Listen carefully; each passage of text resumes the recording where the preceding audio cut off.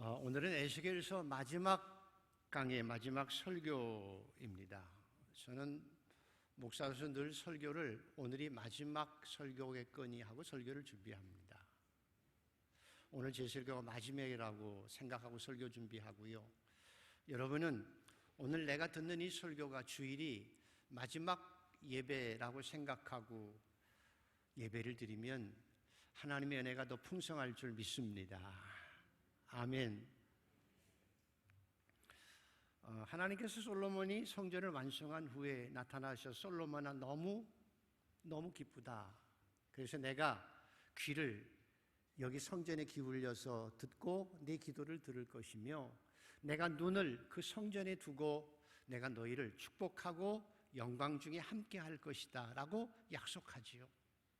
그 약속을 이스라엘 사람들이 믿고 감사해서 늘 성전에 가서 예배하고 기도하며 기쁨 가운데, 영적 자부심 가운데 살았던 것이 이스라엘 백성들이었습니다.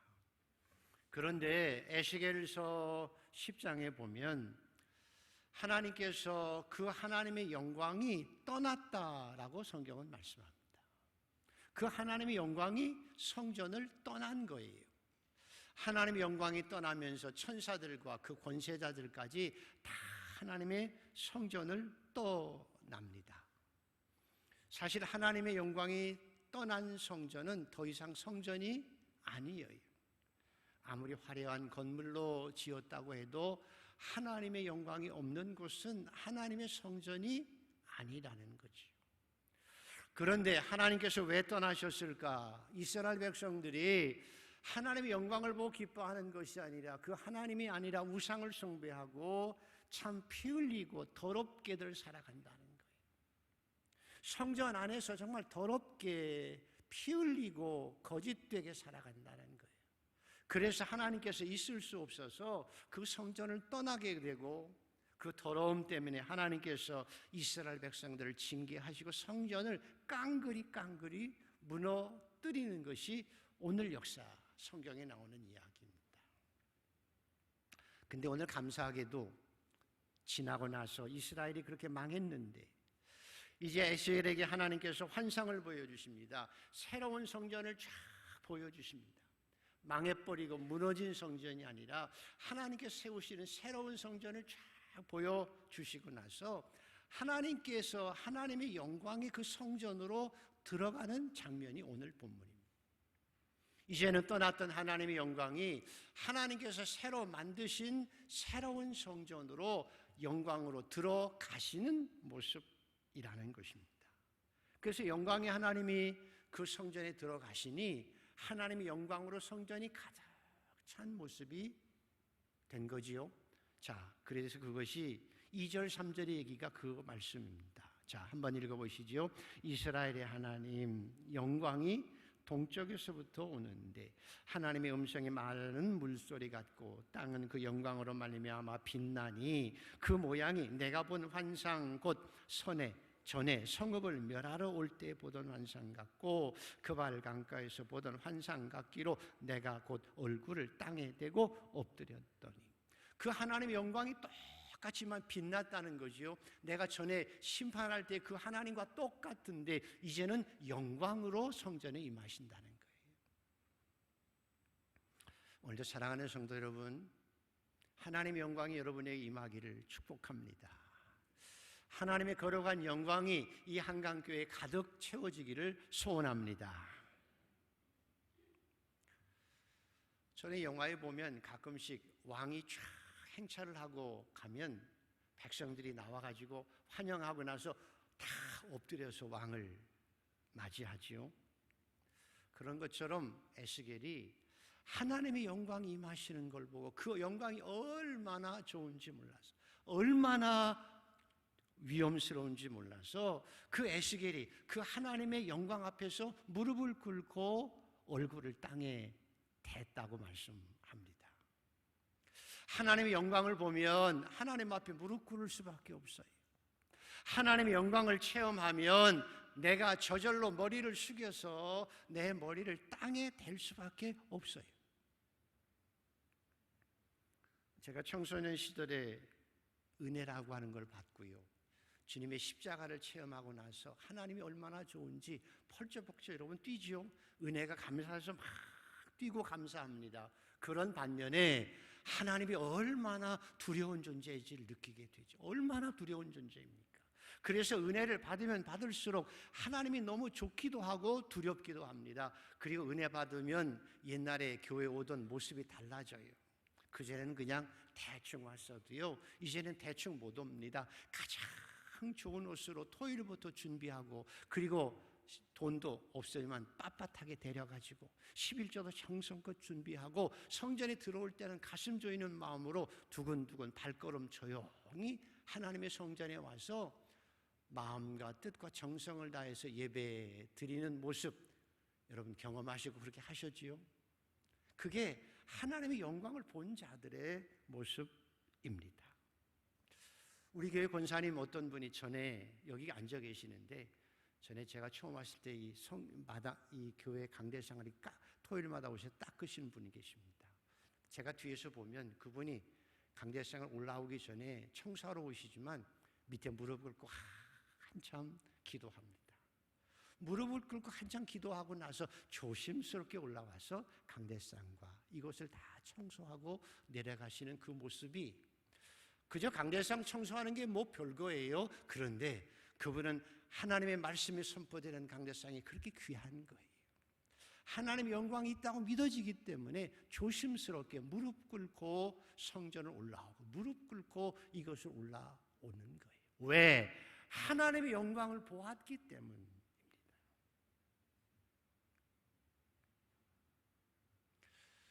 오늘도 여러분, 신앙생활이라는 것이 하나님의 영광을 보는 생활이, 그리고 하나님의 영광을 보고 기뻐하고 감사하고 하나님을 두려워함으로 얼굴을 그 앞에 조아리고 하나님 앞에 감사하며 살아가는 이 아름다운 신앙, 그래서 저나 여러분은 더 큰 하나님의 영광을 보며 살아가는 성도가 되기를 소원합니다. 그래서 부모님들이 해야 될 일은 아이들에게 신앙교육하며 기도할 때, 하나님, 우리 아이들이 하나님의 영광을 보게 하여 주시옵소서. 그리고 교회 갈 때, 야, 그렇게 가면 안 돼. 반바지가 무슨 반바지냐? 슬리퍼 안 돼. 네가 옷 중에서 가장 좋은 옷을 입고 가야지. 정성을 다해서 가야지. 그게 하나님의 영광을 본 자의 모습이야. 여러분 생각해 보십시오. 요 옆에 사시는, 옆에서 일하시는 누구죠? 윤 대통령께서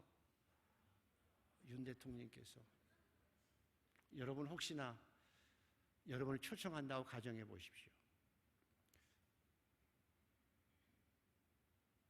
우리 하나님이 그분과 비교하겠습니까? 그분을 찾아갈 때 여러분이 어떤 모습으로 찾아갈까요?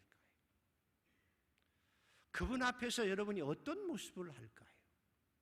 그런데 만왕의 왕이신 하나님께서, 나를 위해서 십자가에 주신 하나님께서 나를 부르시고 내가 그 앞에 나아갈 때 내가 초라한 모습으로, 소홀한 모습으로 나가면 그 하나님을 무시하고 경멸하는 것이 아니겠습니까? 하나님의 영광을 본 자는 그럴 수 없어요. 그래서 교회 먼저 믿은 장로님들, 권사님들이 젊은이들을 가르쳐야 합니다. 하나님의 영광을 보아야 되고, 그 영광을 본 자들이 하나님의 성전을 올라갈 때 어떤 모습으로 가서 하나님을 어떻게 경배할지를 가르쳐야 한다는 거예요. 여러분은 성전에서 하나님의 영광을 보며 살아가는 복된 신앙인들이 되기를 축원합니다. 그렇게 되어질 때 하나님의 은혜가 임합니다. 자, 7절에서 9절까지를 다시 한번 읽어보겠습니다. 시작. 그가 내게 이르시되, 인자야, 이는 내 보좌의 처소, 내 발을 두는 처소, 내가 이스라엘 족속 가운데 영원히 거할 곳이라. 이스라엘 족속 곧 그들과 그들의 왕들이 음행하여 그 죽은 왕들의 시체로 다시는 내 거룩한 이름을 더럽히지 아니하리라. 그들이 그 문지방을 내 문지방 곁에 두며 그 문설주를 내 문설주 곁에 두어서 그들과 나 사이에 겨우 한 담이 막히게 하였고, 그 행하는 가증한 일로 내 거룩한 이름을 더럽혔으므로 내가 노하여 멸망시켰거니와, 이제는 그들이 그 음란과 왕들의 시체를 내게서 멀리 제거하여 버려야 할 것이다. 그리하면 내가 그들 가운데 영원히 살리라. 아멘. 하나님께서 여러분 사이에 영원히 거하시는 은혜가 있기를 축복합니다. 하나님께서 나와 영원히 거하시는 은혜입니다. 어떻게? 하나님께서 왜 성전을 떠나시고 성전을 멸망시키셨을까? 너무 더럽기 때문에, 죄악 때문에 그렇지요. 거룩하신 하나님과 죄악은 같이 있을 수 없지요. 쓴물과 단물이 같이 나올 수 없죠. 거짓이라는 것입니다. 하나님의 영광을 보게 되면, 사실은 하나님의 영광을 보게 되면 가장 첫 번째 하는 일이 내 죄를 알게 되고 회개하게 되어집니다. 그런데 구원에 이르게 하는 참된 회개도 있고 멸망에 이르는 회개도 있습니다. 아니, 회개했는데 왜 멸망에 이르를까? 말이 안 될 것 같지만 성경은 구원에 이르게 하는 참된 회개가 있고 멸망에 이르게 하는 거짓된 회개도 있다고 말씀합니다. 하나님의 뜻대로 하는 근심은 후회할 것이 없는 구원에 이르는 회개를 이루는 것이요, 세상의 근심은 사망을 이루느니라 말씀한 겁니다. 거짓 회개가 있습니다. 회개해도 멸망에 이르는 회개가 있다는 것입니다. 어떤 회개일까요? 뉘우치긴 합니다. 가슴은 아파합니다. 통곡도 합니다. 그러나 변화가 없는 회개입니다. 도둑이 남의 돈을 훔치고 남을 아프게 해놓고는 자기 돈을 가지고 있으면서 하나님, 나 도적질해서 미안해요. 그런 회개는 거짓된 회개, 위선된 회개라는 것입니다. 밀양에서 나오는 것처럼 어떤 아이를 죽여서 감옥에 가져서 내가 하나님 살인했습니다, 용서해 주시라고 용서받고 나는 기쁨으로 살아간다고 할 때 그것은 진정한 회개가 아니라는 것이지요. 그 어머니가 와서 용서를 받으려고 했을 때 미안합니다, 잘못했습니다, 그 어머니의 마음이 풀릴 때까지 100번이라도 사과하고 용서를 빌어야 합니다. 내가 지금 감옥에 있지만, 내가 돈 벌어서 어쩔 수 없지만 당신 아들보다는 못하겠지만 조금이라도 당신 마음을 위로할 수 있도록 내가 헌신하면서 보상하겠습니다라고 해야 회개라는 거예요. 그저 하나님 살인했습니다라고 많은 것이 회개가 아니라는 것입니다. 거짓말로 이간질했으면, 그래서 상처를 주었으면 그 사람에게 가서 사과하고 미안하다고, 그리고 빌어야 한다는 것입니다. 그 상처를 싸매어야만 진정한 회개가 되어집니다. 거짓된 회개는 그래서 가룟 유다처럼 통곡합니다. 슬퍼합니다. 내가 잘못했습니다. 그리고 돈 30냥을 성전에 던져버리기도 했지만 이기적인 회개였고 거짓된 회개였고 변화되지 않은 회개였기 때문에 결국은 자기 스스로 목숨을 끊는 멸망의 회개가 되어졌을 뿐입니다. 인격적으로 변화가 없기 때문입니다. 저와 여러분이 귀담아 들어야 될 것은, 우리가 매주일 회개하지만 변화가 없는 회개는 거짓된 회개입니다. 왜냐하면 위선만 늘어갈 뿐입니다. 감정만 들어갈 뿐입니다. 신앙의 순수성이 사라집니다. 더 완악하게 되어지고 거짓된 회개는 우리 양심을 마비시키기도 합니다. 그래서 진정한 회개를 하지 못하면 영원한 심판에 이르는, 사망에 이르는 회개가 될 수밖에 없습니다.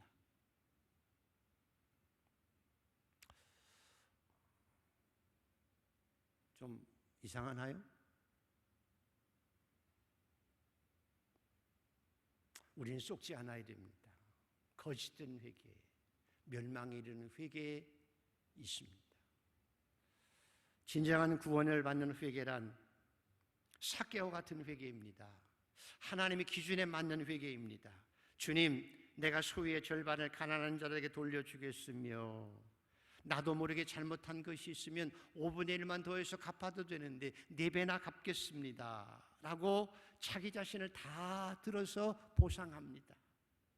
예수님께서 말씀하기를, 삭개오야, 인자가 온 것은 너같이 잃어버린 자를 구원하러 왔다고 말씀한 겁니다. 왜? 주님이 원하시는 회개의 새로움을 누렸기 때문입니다. 그래서 거짓된 회개는 가룟 유다의 회개입니다. 멸망의 회개입니다. 진정한 회개는 삭개오의 회개이며 변화된 자의 모습의 회개입니다. 예수님의 말씀을 기억해 보십시오. 살인하지 말라 하는 말을 네가 들었으나 살인하면 심판을 받지요. 그러나 나는 너에게 말하노니 형제에게 노하는 자마다 심판을 받게 되고 형제에 대해서 미련한 놈이라고 하는 자는 공에 잡혀가게 되고 지옥불에 들어가리라. 뭘 분노한 것 한 번 가지고, 뭘 미워한 것 한 것 가지고, 내가 잘난 척하고 사람 멸시한 것 뭐 그것 가지고 그래 라고 하는 것이, 그게 살인하는 자라고 하는 것을, 그 아픔을 아는 것이 회개이고, 다시는 남을 멸시하거나 악한 일을 하거나 거짓말을 해서 남에게 상처 주고 이간질하지 않는 삶을 살아가는 것이 진정한 회개입니다.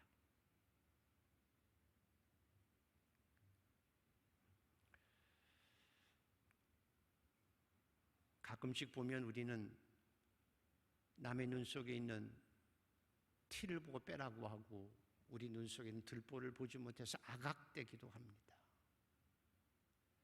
진정한 회개는 내 눈 속에 있는 들보가 하나님 앞에서 보이는 것입니다. 성령의 밝은 빛 앞에서 내 죄가 보이는 것입니다. 숨길 수 없습니다. 사람은 속일 수 없어도 하나님은 속일 수 없습니다.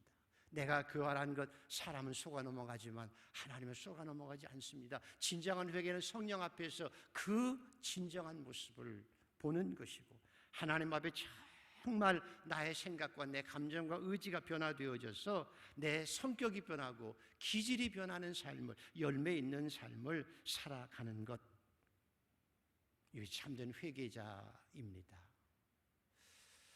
오늘 예배가 끝나기 전에 여러분에게 그런 은혜가 있게 되기를 소원합니다.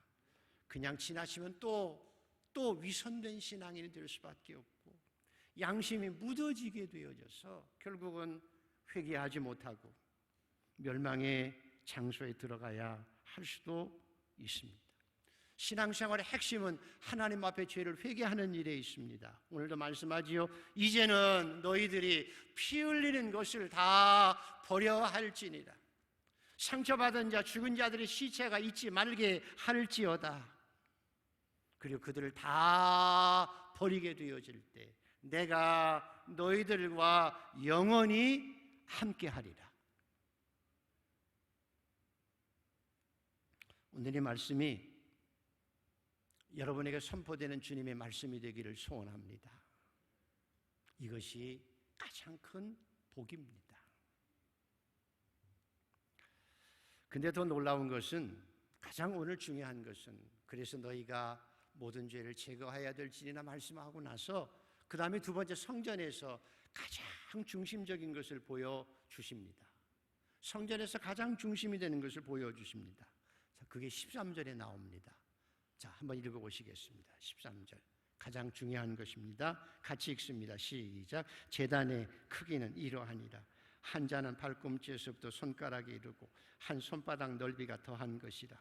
제단 받침 밑받침의 높이는 한 척이요 그 사방 가장자리의 너비는 한 척이며 그 가로 둘린 턱의 너비는 한 뼘이니 이는 제단 밑받침이요. 이게 좀 이상한 얘기지만 쉽게 말하면 이런 얘기입니다. 하나님께 새로운 성전을 쫙 보여주시고 나서 영광으로 들어오시지요. 그 영광스러운 모습 앞에서 너희가 회개해라, 너희를 깨끗게 하고 죄를 다 버려라, 내가 영원히 너희와 함께 하시리라 하리라고 약속하시고 나서 가장 먼저 에스겔에게 보여주시는 것이 제단이었다는 것입니다. 제단, 번제단을 가장 먼저 보여주십니다. 번제단, 다시 말하면 성전에서 가장 중요한 것이 번제단이라는 것입니다.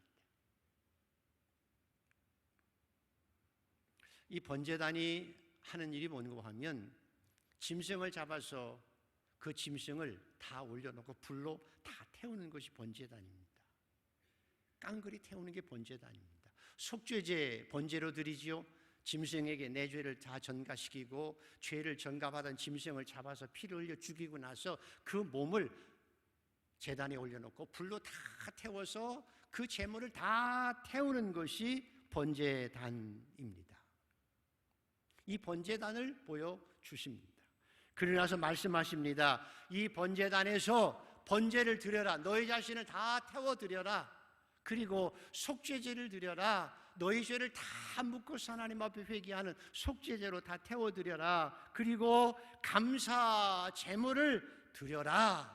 이게 주님의 말씀입니다. 새로운 제단을 보여주시고 영광 중에 임하셔서 제단을 보여주시고 회개하라 깨끗하라 말씀하시고 내가 영원히 너희와 함께하리라 말씀하시고 너희가 할 일은 제단에서 제물을 드리는 일이다 라고 말씀하십니다.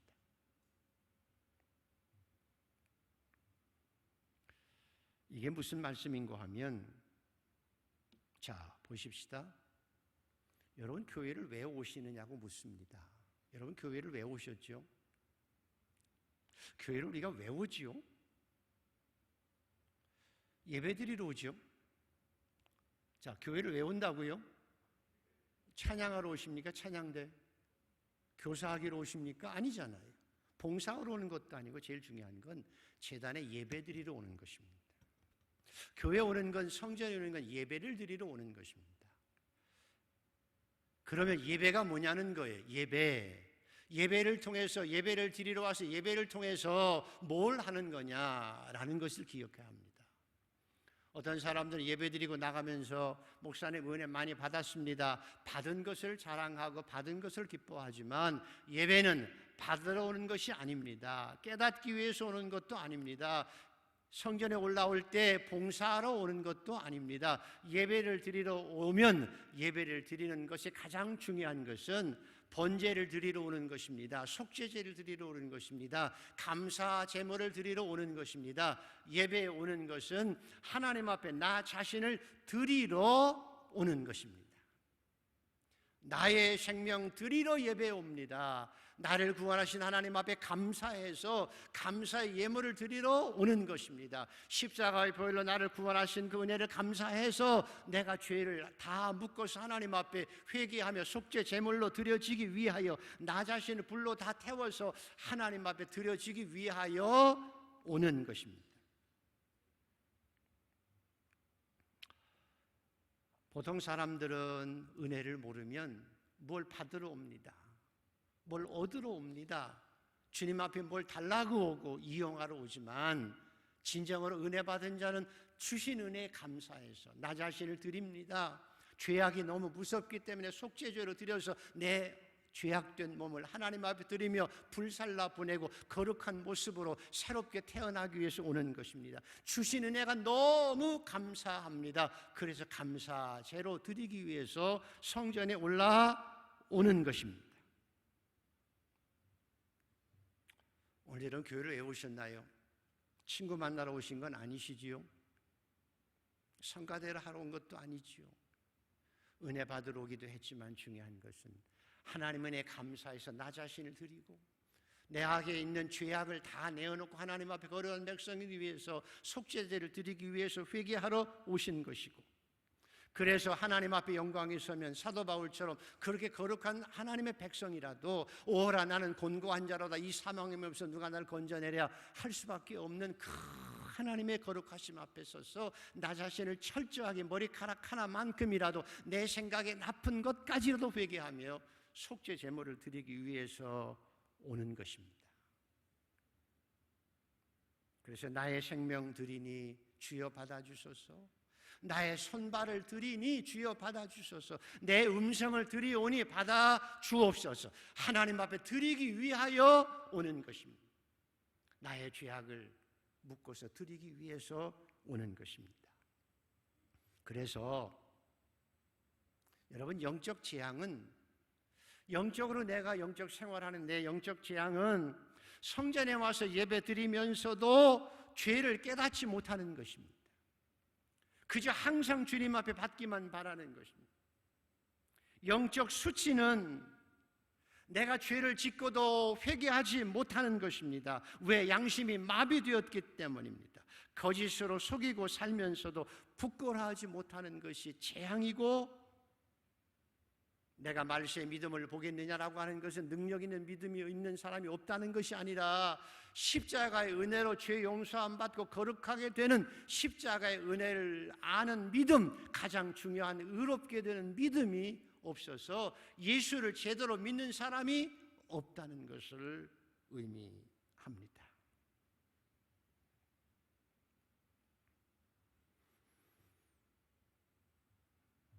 그래서 여러분, 하나님이 기뻐하시는 것이 뭐라고 말씀합니까? 너희가 너희 자신의 번제와 속죄제와 감사제를 드릴 때 내 마음이 기뻐서 너희를 영접하리라. 하나님을 기쁘시게 하는 예배를 항상 드릴 수 있는 성도가 되기를 소원합니다. 그게 예배입니다. 그 성전에 올라올 때 세상에 아픈 것도 많고 힘들 것도 많아서 기도하러 오기도 하지만 그동안 은혜에 감사해서 감사하고 지은 죄를 속죄하고 하나님 앞에 더 나아가서 우리 자신을 드리는 예배가 하나님을 기쁘시게 하는 예배입니다. 여러분은 성전에 올라올 때마다 주님이 기뻐하시고 여러분의 예배를 즐겁게 받으시는 예배가 되기를 축복합니다. 그래서 내가 내 발로 걸어서 성전에 올라오는 것이 얼마나 감사해요. 심지어는 목발을 짚고서라도 지팡이를 짚고서라도 내가 하나님의 성전에 와서 번제를 드리고 속죄제를 드리고 감사제를 드리면서 하나님을 기쁘시게 하는 일, 여러분 주님 오실 때까지 그런 모습으로 감사하며 살기를 주의 이름으로 축복합니다. 지난 주간에 여러분 특별 새벽 기도를 했지만 때로 감사 예물을 드리는 분들도 많지만 감사제를 드릴 때 하나님이 기뻐하십니다. 감사하는 것을 보면 그 사람이 얼마나 은혜 받았는지, 감사와 은혜는 비례됩니다. 어떤 바리새인이 주님을 초청했습니다. 식사 한번 하십시다 주님, 그리고 초청했습니다. 근데 그 먹고 있을 때 한 여인이 와서 300데나리 옥합을 깨서 다리에 붓고 머리털로 씻습니다. 사람들이 왜 그 허망한 짓을 하느냐고, 그 비싼 것을 왜 깨뜨렸냐고 가룟 유다가 책망하고 제자들이 수군수군 할 때 냅둬라 주님이 말씀하시고 주인에게 말하지요. 야 시몬아, 너는 내가 들어올 때 발 씻을 물도 안 줬잖아. 그 말은 네가 나에게 대접한다고 하고 생색내긴 했지만 사람들 앞에 동네방네 떠들면서 나는 주님께 식사 대접했어 라고 했지만 들어올 때 발 씻을 물도 주지 않는 건 소홀히 했다는 거잖아요. 네 얼굴 체면 드러내는 일을 했지만 진심으로는 소홀했다는 거예요. 그러나 향유옥합 3,000만이나 되는 향유옥합을 깨서 눈물을 흘리며 기도하고 머리털로 씻었던 그 여인은 진심으로 감사한 거예요. 은혜에 감사했기 때문에 그것이 아깝지 않은 것입니다.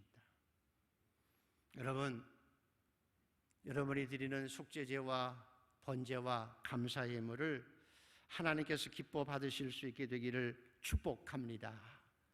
이것이 은혜입니다. 제가 지금도 기억나는 젊은 집사님 한 번 간증 때 설교 때 말씀드렸는데 또 생각이 났습니다. 이 청년 신실했는데 사업 하나님께 축복해 줘서 잘했습니다. 사업이 잘 되어서 돈이 많이 벌게 되어졌을 때 일이 많아지게 되니까 주일날 출장도 가고 딴 데도 가고 사업 때문에 골프도 쳐야 하고 그래서 점점 더 교회를 떠나게 되고 소홀하게 되어졌습니다. 어머니가 기도하는 분이기 때문에 권면해서 얘야 그러면 안 돼. 돈 버는 것 좋으나 신앙생활 잘 못하고 신앙에서 떨어지면 번성함이 재앙이 돼 라고 권면했습니다. 알았어요. 신앙 버리지 않았어요. 좀 더 벌고 하나님 제가 하겠습니다. 그러다가 결국 귀국하다가 쓰러졌습니다. 과로인 줄 알고 쓰러졌는데 간암이었습니다. 그때서 정신 차리고 병원에서 있다가 나와서 차라리 내가 죽으면 죽으리라 금식하며 기도원에 가서 기도했습니다. 정말 금식하고 기도할 때 하나님께서 병을 치료해 주셨습니다. 할렐루야. 그런데 병이 치유되고 나서 또 잃어버렸습니다. 잘 되는 사업 그냥 둘 수가 없어 또 돈 벌기 시작했습니다. 그런데 이제는 완전히 쓰러졌습니다. 알고 보니까 몇 년 지난 후에 간암이 재발되어졌습니다. 어렵게 되어졌을 때 제가 신방을 갔는데 그분이 병상에서 내가 하나님 이 질병을 또다시 한번 치료해 주십시오라고 기도했더니 그 젊은 분이 40 중반이나 됐는데 목사님 더 이상 치료해 달라고 기도하지 않으시면 좋겠습니다. 깜짝 놀랐습니다. 왜? 제가 병상에서 성경을 보며 얼마나 하나님 앞에 회개하며 울었는지 모릅니다. 내가 얼마나 큰 죄인임을 깨달았습니다. 눈물을 흘려 계속 침상에서 회개하며 기도합니다. 그리고 머리카락 하나까지 다 회개하고 살아갑니다. 그래서 하나님 내게 평화를 주셨습니다. 천국의 평화를 주셨는데 더 이상 세상에 살면서 죄짓고 살고 싶지 않습니다. 또 병원에서 나아가서 또 사업한다고 죄짓고 살고 싶지 않습니다.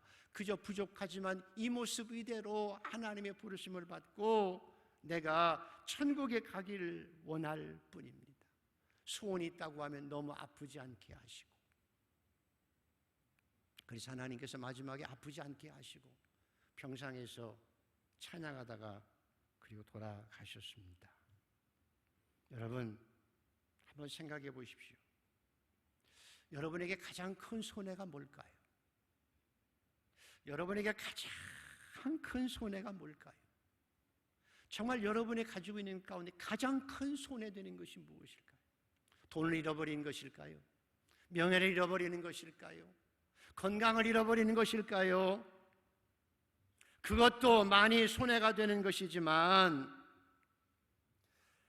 돈은 벌었는데 천국을 잃어버리는 것입니다. 출세는 했는데 하나님에 대한 신앙에서 떨어진 것입니다. 직분을 받아서 사명을 받아서 목사가 되고 장로가 되고 권사가 되어졌는데 하나님 앞에 거짓된 삶을, 위선된 삶을 살아가는 신앙을 잃어버린 것입니다. 내 자녀들 잘 키워놨는데 그 잘남은 위해서 자식들이 신앙을 떠나는 것이, 그래서 온 천하를 얻고도 영원한 생명에 들어가지 못하면 가장 큰 손해가 될 것입니다. 차라리 아파도 회개하고 천국에 가는 것이 낫습니다. 스테반처럼 돌에 맞아 죽어도 복음을 전하다가 천국에 가는 것이 낫습니다. 차라리 손가락 하나 없이, 손 하나 없이 회개하고 거룩함으로 하나님의 나라에 가는 것이 나아요. 이 땅 살아봐야 그게 그거예요.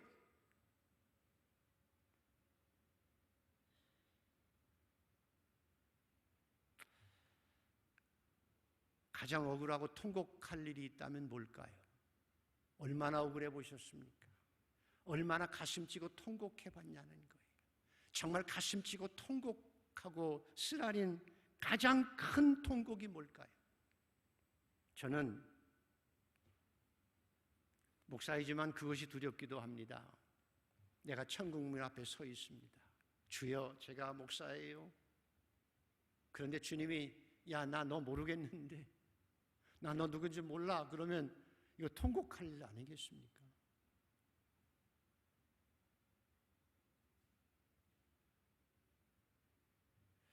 나는 믿는다고 믿었는데, 교회를 사랑한다고 했는데 다 헛짓하고, 나는 너를 모른다고, 내가 주여 주여 했는데 주님 앞에 거절당한다고 하면, 나는 천국 가 있는데 내 자녀들은 천국에 오지 못한다고 하면, 그래서 다른 것은 적당히 해도 되지만 천국 가는 일은 적당히 해서는 안 됩니다. 너희가 바리새인과 서기관들이 이보다 낫지 못하면 결코 천국에 들어가지 못하리라 말씀한 것처럼, 오늘 에스겔서를 통해서 우리에게 가장 주시는 메시지는 그것입니다. 하나님의 새로운 나라, 성전이 있습니다. 미래의 하나님의 나라와 새 하늘, 새 땅을 의미하는 것입니다. 그 땅에 너희가 영원히 사는 것이 중요하다는 거예요.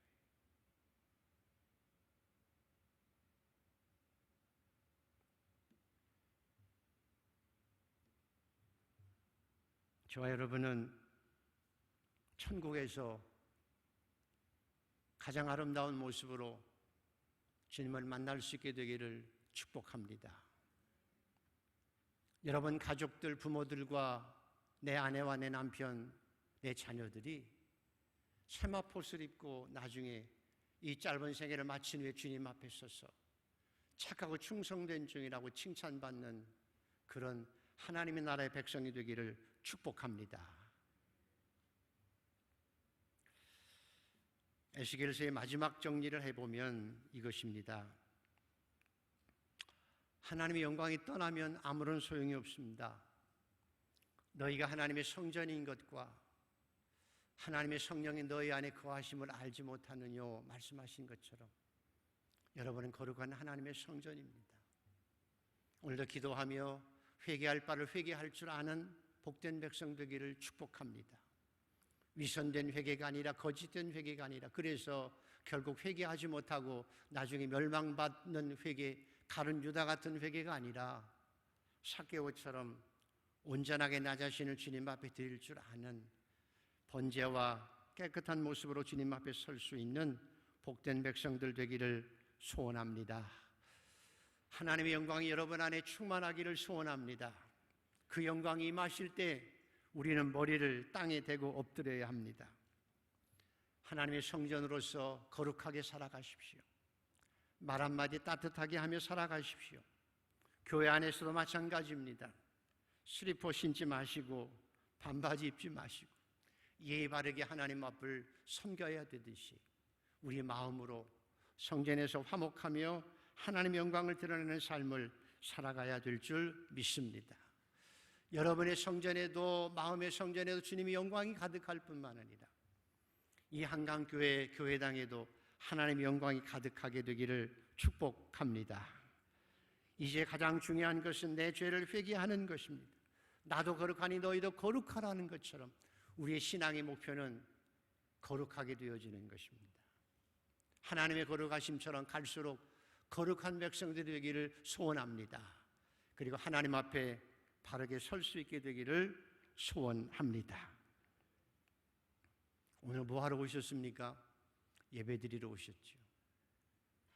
여러분 자신을 온전히 드리고 속죄제물로 온전히 드려서 거룩함을 유지하고 감사의 의무를 드리면서 항상 기뻐하고 쉬지 말고 기도하고 범사에 감사하며 이 아름다운 신앙의 길을 잘 걸어갈 수 있는 우리 모두가 되기를 소원합니다. 여러분 심령에 하나님의 영광이 충만하기를 소원합니다. 아멘. 여러분의 심령에 성전 삼으신 주님의 영광이 충만하기를 축원합니다. 그리고 한강교회 위에 하나님의 영광이 충만해서 내가 너와 영원히 함께 살리라 말씀하신 그 약속처럼 오늘도 주님이 동행하시는 임마누엘의 하나님의 은혜를 누리고 살아가기를